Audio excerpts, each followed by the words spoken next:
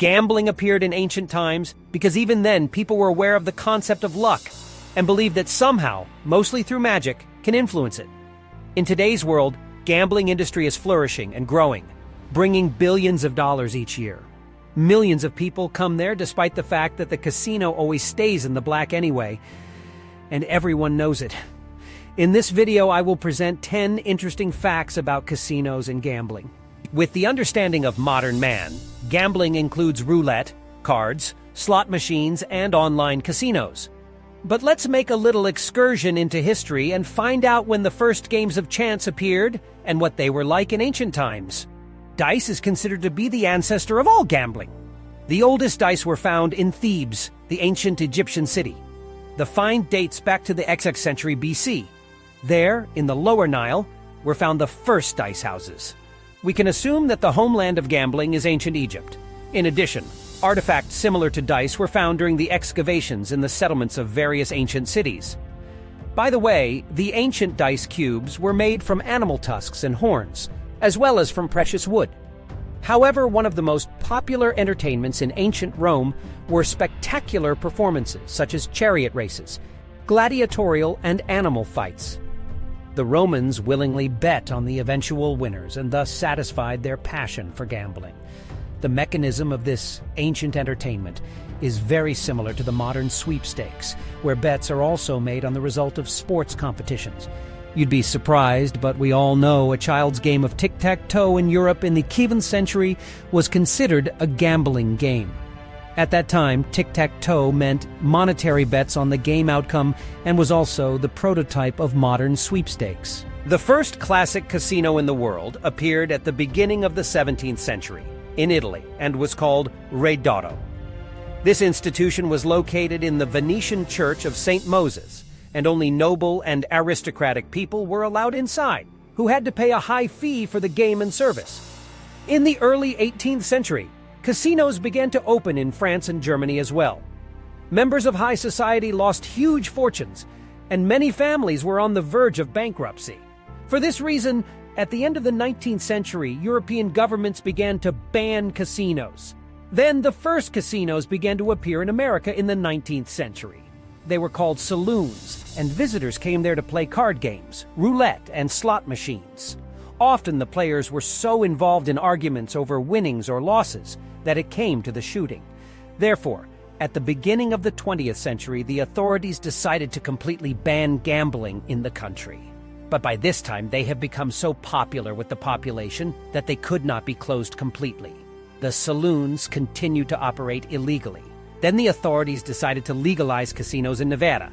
And thus the era of casino cities began, like Las Vegas, the whole economy of which is built on gambling.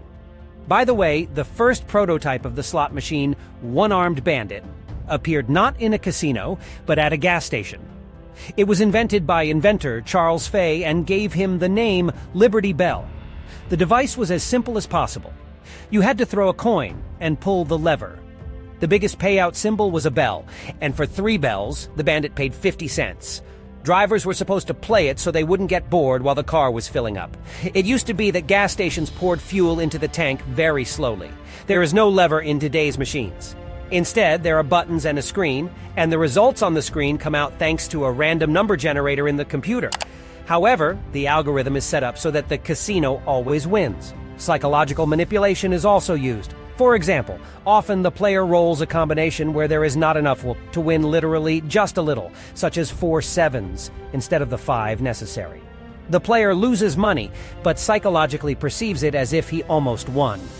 This forces him to continue playing, because he hopes that next time he will definitely be lucky, since now he is missing just a little bit. Many people associate the word casino with luxury and wealth. This is due to the fact that gambling clubs do everything to create for customers a beautiful world of entertainment, albeit virtual. But how does the world of modern land-based casinos work? At the entrance, visitors exchange money for chips and choose a table with poker, blackjack, or other games. Then they place their chips according to the rules set forth in the game. The intermediary between the player and the establishment acts as a croupier. He announces the rules, shuffles the cards, distributes chips, and calculates winnings. Incidentally, the profession of croupier emerged in the 18th century in Britain and that was the name of the person who helped a novice player learn the rules of the game in casinos. Gambling clubs use a lot of tricks and cunning to lure and retain visitors. There are no windows in the halls, or they are covered with portieres. There are no clocks, mirrors, or daylight. This deprives the player of a sense of time spent playing. In some casinos, the ceiling is even painted the color of a blue daytime sky. Sometimes it draws the clouds to the visitor, the impression that it is still day. Most often, the casino halls are structured like a labyrinth. This is done to ensure that the client, who decided to leave, got in front of other varieties of games and continue the game in case of winning. The player can exchange chips for real money when he wins. The cash registers are specially located on the opposite side from the entrance to the institution. Few people can resist and not try their luck again to set a new record. If you lose, staying and continuing the game is a very profitable strategy for the casino. Solid establishments serve drinks and snacks to the tables absolutely free of charge. They also flavor the air. The administration pays special attention to regular customers. Casinos give them valuable gifts and return a percentage of the money lost to support the craving for excitement and keep the player at the table as long as possible. Often casinos give their players free rooms in casino hotels, so that the person was not so upset to lose and he continued to play, in fact, living in the casino. Many players for some reason believe that the casino is bound to cheat somehow, tampering with the cards, inserting magnets in the roulette wheel, or somehow tampering with them. But in fact, this is absolutely not the case. Anyone who knows how gambling works understands that the rules and payout odds in gambling are arranged so that the casino will always have a slight advantage over the player. That is, the casino wins with a higher probability. Accordingly, with a large number of games, the casino always remains in the black. This can be illustrated by the following example. Imagine you and I are playing a game of coin. If heads roll, you win. If tails roll, I win. If you win, I give you $100, and if I win, you give me $100 too.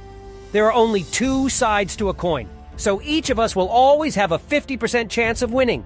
If we play a few thousand times, we're essentially just handing money to each other. None of us will win any large amount. However, if we change the rules a little bit and I get $101 if I win, then that $1 will put me in the black. Anyway, if we play a few thousand rounds, and if we play 10,000 rounds, I'll win even more, and you'll be in the red anyway. This is how casino gambling works. The biggest advantage a casino has is in slot machines. It can be 15 or 25%. In roulette, the advantage is about 5% depending on its type. And the smallest casino advantage in blackjack is about 1%, also depending on its type. That's why casinos are only interested in one thing: getting players to play as many times as possible. And the mathematical advantage will do the rest. This is also why it makes no sense for the mining houses to cheat, tweak something there, or use magnets. After all, if this gets out, they'll lose their reputation and players won't come to them anymore. And then the institution will bankrupt. The vast majority of casino players remain in the red if they play long enough. But history knows cases when some people have managed to win huge sums of money from casinos. The biggest blackjack win was recorded in 1997. Australian businessman Kerry Parker won 20 games in a row, betting $250,000 each time. He ended up winning $20 million. Even luckier was 25-year-old computer programmer Ethan Miller in Las Vegas. He came to play the slot machines and made just one bet of $100. He snapped the super jackpot, and the machine gave him a check for $40 million. However, the probability of such winnings is much less than the chance of just finding a suitcase with $1 million somewhere on the street. So don't count on it. The biggest loser in gambling is considered to be King Henry VII of Great Britain. This gambling ruler lost so much at dice that he had to put one of the bells of St. Paul's Cathedral on the line as collateral. Are there any strategies or mathematical algorithms that allow you to beat a casino? Often on the internet, you can find videos whose authors claim to have found a way to beat a casino. Typically, it's roulette, and the author tells that you need to go to a particular link, register at a particular casino, and start playing roulette there. The author suggests betting only on red or black, and his whole strategy is that if you lose, just double your bet and bet on the same thing. For example, bet on red. If you lose again, then double your bet again, and so on. Thus, as soon as you win, you get back all your money spent at once. But the authors of such videos are silent about one very important point. The roulette maximum bet amount is always limited. So if you lose 8 times in a row, you won't be able to double your bet on the 9th to get back what you lost. This strategy is called the martingale system, and casinos have made it impossible to play by it. The authors of such videos actually just get money from those players who registered through their affiliate link. When it comes to blackjack, there's a well-known basic strategy that allows you to maximize your chances, but by no means gain an advantage over the casino. The strategy is a table showing which solution is best in any given situation. Following this strategy is all you can do to increase your odds. Yet for some reason, many players think that their blackjack experience helps them make better decisions than the basic strategy. But that's not true. Experience and skill play no role in blackjack, just like in roulette itself. It's just a matter of chance. You don't even have to try to devise a strategy because the world's best mathematicians have been trying to do it for centuries and they've failed. The only casino game that really matters is poker, but not blackjack, roulette, or slot machines. First of all, you have to understand that gambling was created by smart people for the casino to make money from the players, not for the players to make money from the casino. How are casinos doing with the law in different countries? For example, in the United States, casinos are legal in 48 states. And in Utah and Hawaii, they are completely prohibited by law. In Japan, it is forbidden to gamble for money, but that doesn't stop the gambling industry from developing. Gambling machines there give out winnings in the form of sweets, cigarettes, or souvenirs. An interesting interaction between the state and gambling can be observed in the Principality of Monaco, Monte Carlo. Locals are not allowed to enter casinos, but tourists are, on the contrary, encouraged to visit the mountainous establishments as well. Such double standards protect locals from gambling addiction, while tourists bring a large share of revenue to the local treasury. The development of the gambling industry is always associated with endless stories of permits and bans, lobbying interests, and persecution of the mountain business. If we examine each detail in detail, we can trace the struggle between economic gain and the political power of the states. But in those countries where casinos are banned, illegal casinos and underground gambling clubs are bound to appear, which have always existed. After the ban on legal casinos, they proliferate like mushrooms. Demand always generates supply. Such institutions operate in rental apartments, basements, industrial areas, or cover themselves with the signs of fitness clubs and stores. But what is the danger of underground clubs for the state? Firstly, they contribute to the growth of crime. Secondly, there is an uncontrolled flow of money, which passes the budget and is not taxable. The police monitor underground casinos and conduct raids, but new ones appear in their place. Illegal clubs also pose a danger to visitors. Large sums of money rotate in such casinos, so they always attract crooks of all kinds. Beginner players in such establishments become easy prey for criminal elements. There is no service in such places, but there are many maneuvers to cheat players. In addition, visitors risk getting in trouble with the law or in fights over a disputed outcome of the game. And the most frustrating thing is getting rejected for payouts of winnings. There are also online casinos whose creators took full advantage of modern technology. Today in virtual space, as in land-based casinos, you can play roulette, baccarat, and blackjack with live dealers, compete with other players, and remain anonymous. Anonymity is a very important factor for many players, as gambling is a taboo topic in many communities. Slots in online casinos replace hundreds of different slots with original plots, modern animations, and soundtracks. It is possible to safely withdraw money to the card. And all this can be done without leaving home. You can use the support team to solve disputes. All this is possible if you play with a trusted service provider. In almost 100% of cases, online casinos ask you to register on the site and verify your identity. The last point includes providing a passport photo and account number or card information to receive your winnings. If an unscrupulous service provider gets hold of your data, you can not only lose your winnings, but also face trouble. Therefore, the easiest way to protect yourself is to choose an online casino with a license and a good reputation. The online casino industry is very strictly controlled, and the fact that all online casinos cheat is a big myth. Gamblers are mostly very superstitious people who believe in a variety of very strange things, and casino owners take advantage of this. For example, roulette tables usually have a scoreboard that shows the results of the last few dozen rounds. These scoreboards exist because many players mistakenly believe that the results of previous roulette rounds can somehow influence the results of the following rounds. For example, if 5 times in a row a black number fell out, then the 6th time is more likely to fall out a red number. In fact, this is not true, and each subsequent round of roulette does not depend on the previous one. Even if black fell out 10 times in a row, it doesn't mean that in the 11th round, red is more likely to fall out. But unfortunately, many players are superstitious, so they use the scoreboard with previous results as a guide to what they should bet on next time. Also, some players, especially in online casinos, go to different tables with baccarat or blackjack and observe who wins more often. The croupier are the players. And if players win more often, then such a table is called hot. And superstitious players sit down at it and begin to play, thinking that at this table, they will be more likely to get lucky. In fact, the results of previous rounds have no effect on the likelihood of winning the next one. Just as the fallen side of a coin in one round does not affect the likelihood of falling out the other side in the next. Also, many superstitious players leave blackjack tables where other players don't follow the game strategy because they believe it somehow negatively affects their chances of winning. This is absolutely not the case, though. There are also players who observe other people playing slot machines.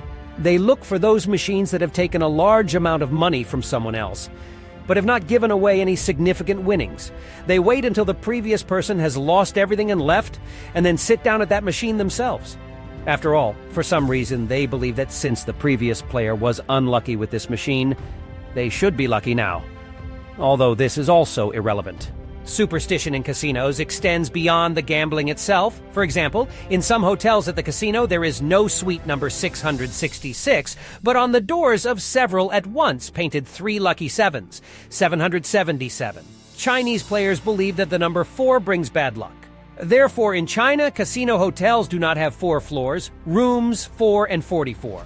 And even earlier in Monaco, churches during services were forbidden to perform psalms with the number from 1 to 36. It was believed that as soon as gamblers hear the first words of a familiar psalm, they will run to bet on this number in the nearest casino. What kind of people mostly go to casinos? The psychological profile of the typical gambler has remained unchanged for centuries. Statistically, these are people between the ages of 21 and 45 who earn good money and can afford to spend part of their income on gambling entertainment. But there is a separate category of people who are said to be gambling men. One of distinctive features of their character is a desire to compete, win, and win. Most often, such people cannot stop gambling and suffer from addiction to games of chance. The disease of gambling addiction appeared many centuries ago, but only recently it was included in the International Classification of Diseases under the name addiction. When a person wins and experiences the joy of winning, his body produces a substance associated with the feeling of pleasure, a vitamin. When a player achieves a goal, his dopamine levels increase. But when he loses, the opposite reaction occurs. This phenomenon is called the dopamine swing, and it is this sensation that players get hooked on. Material gain and amounts won in this case are secondary. Many casinos call for responsible gaming. For example, do not sit down to play while intoxicated or determine in advance the amount that can be lost painlessly for the budget. By the way, in many countries, a player can voluntarily include himself in the blacklist and prohibit himself from entering a casino at least for the rest of his life. This is a great way out of a situation where gambling addiction is difficult to control. The same can be done at all licensed online casinos so that there is no disappointment and worries after losses. Think of casino gambling as gambling entertainment, not a way to make a quick buck. The gambling industry was not invented so that you can win. It is an elaborate system that lives off the losses. All the secret winning algorithms and proven hacking methods are either mythical or illegal. It is better to play at the casino with the money you do not regret to lose and treat it as a price for a ticket to the casino. Only a few manage to hit the coveted jackpot, but no one knows how much money they had to lose before that. The casino always remains in the black over the long haul. Write in the comments, do you gamble? If so, which ones? I read comments, and they also help a lot to promote the video. Be sure to subscribe to the channel and click on the bell. Bye.